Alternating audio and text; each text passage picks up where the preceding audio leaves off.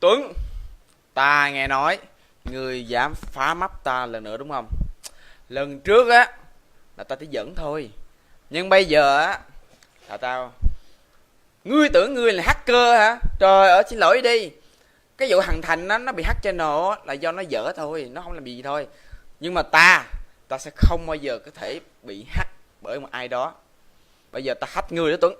Nghe kỹ đây, ta hack ngươi, hack được channel của ta. Ngươi mày vậy mà dám xưng là hacker đúng không? Trời ơi. Rồi bye bye nha.